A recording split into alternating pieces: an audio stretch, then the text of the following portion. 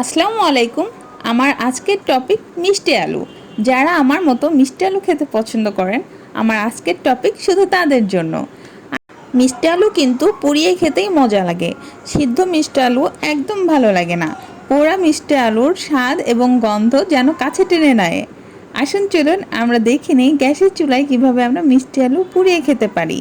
আর এর জন্য আমরা যে কোনো একটা প্যান, যেমন প্রেসার কুকার বা আমরা যেই ধরনের কড়াইতে রান্না করি ওই ধরনের মোটা দস্তার কড়াই, অথবা ননস্টিকের যে রাইস কুকারগুলো রয়েছে সেগুলোতেও আপনারা এই মিষ্টি আলু পুড়িয়ে নিতে পারবেন।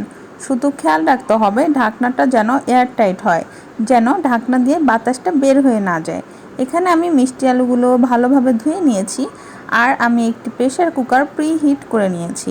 মানে আমি প্রেসার কুকারটি চুলায় দিয়ে মিডিয়াম আঁচে এটাকে 10 মিনিট গরম করে নিয়েছি ঢাকনা দিয়ে।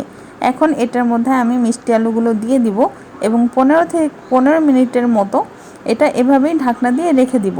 15 মিনিট থেকে 20 মিনিটের মধ্যে আপনারা মিষ্টি আলুর যে পোড়া গন্ধটা ওটা পেয়ে যাবেন, এবং তখন বুঝতে হবে যে মিষ্টি আলুটা ভালোভাবে পুড়ে ভিতরে একদম নরম হয়ে গিয়েছে।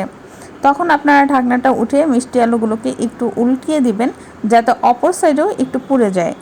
আর অপর সাইডে পোড়ানোর সময় বেশি সময় লাগবে না, 2 থেকে 5 মিনিট টাইম আপনারা অপর সাইড পুড়িয়ে নেবেন।